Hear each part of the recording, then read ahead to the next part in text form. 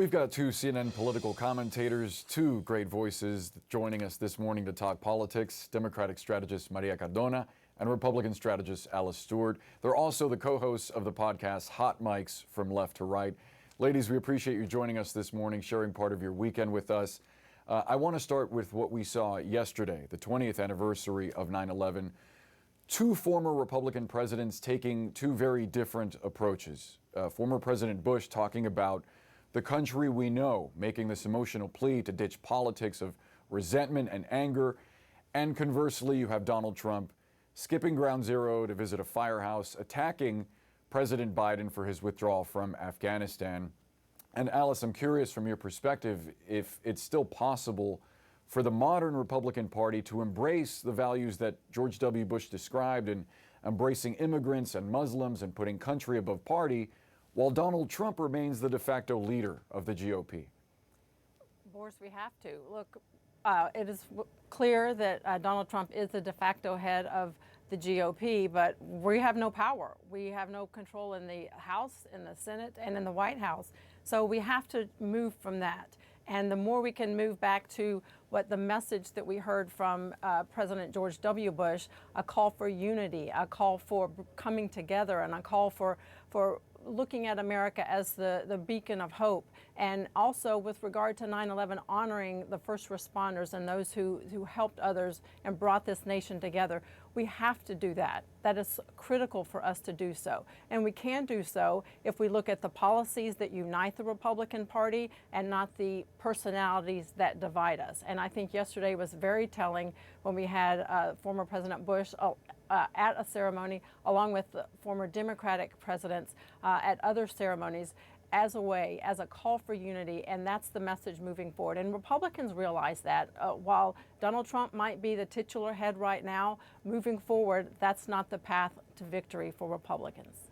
I do want to get in a question about the path forward for Republicans because there's a lot to dig into there. But Maria, I want to shift the focus to recent polling indicating that President Biden's approval rating is dipping. The two most frequently mentioned issues in a new CNN poll, coronavirus and the economy, case rates going up, job growth stalling, they're tied hand in hand. There's also the messy withdrawal from Afghanistan, drawing criticism from even members of your own party.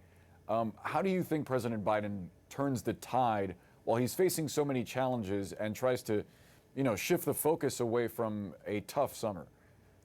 Well, first of all, Boris, that's what leadership is all about, right? Facing these challenges head on and saying, like he always does, the buck stops with him and taking responsibility for everything that is happening. And he has already started to turn the tide, Boris. His speech on the requirements for vaccines, I think, was incredibly strong. That is speaking to a large, probably the majority of Americans who have also lost their patience with those who have refused to get the vaccine. All of that is intertwined with the issues that are at the top of that CNN poll, the coronavirus and the economy. The more that we can get Americans vaccinated, the better our economy is going to be in terms of bouncing back and letting us all get back to whatever the new normal is, but at least a way to be able to get our economy back on track. So I think he's doing that. And let's remember that these polls are snapshots in time. And even though everyone is talking about the dip in approval rating, he's still 52% approval. Donald Trump never reached that, I think, ever in the 4 years that he was president. And there is still a lot of time to turn this around before the midterm election. So I think they are in a very good position to continue focusing on the top issues for Americans. In August, there were 4 million more people that got vaccinated than in July.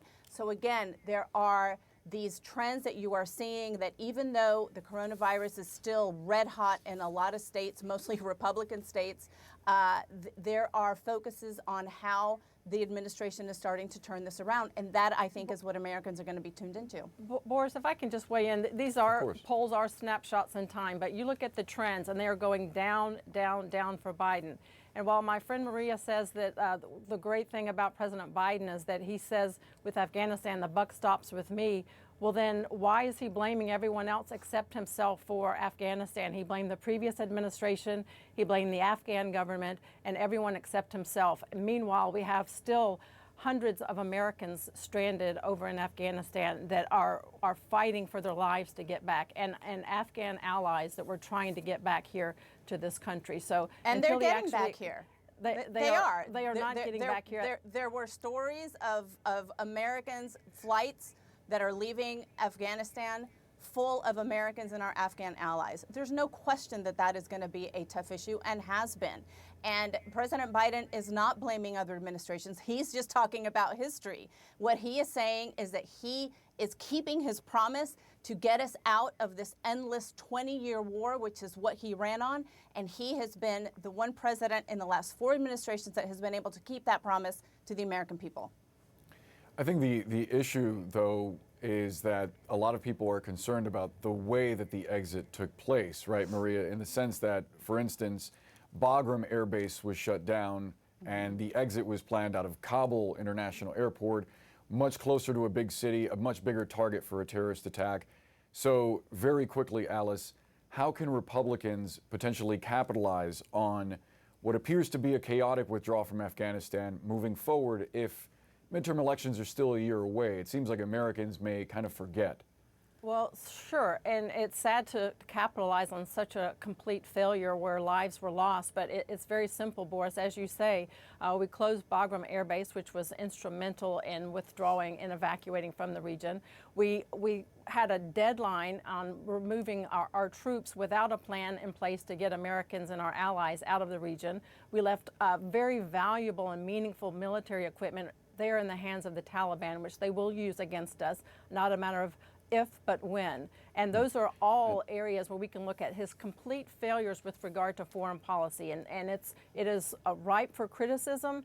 And the fact that we have lives lost, Republicans can and should and will use that against President Biden and the Democrats who have supported this withdrawal efforts in the midterm election. And that is just one of many issues with regard to the failures of this administration. Also, the economy and the increasing COVID cases are many issues that will be front and center in 2022 because this president has not delivered on the promises that he made. We have to leave the conversation there, but I figure, Maria, your counterpoint is going to be that if the Biden administration can get some of these huge spending bills passed to move forward on the economy and address climate change, then voters will potentially be not so concerned about the withdrawal from Afghanistan a year from now. Again, we have to leave the conversation there. But I also think Republicans, if they politicize Afghanistan, that will be at their peril. All right. Ladies, Maria, Alice, thank you both so much. We appreciate your time. Thanks, Gracias, Boris.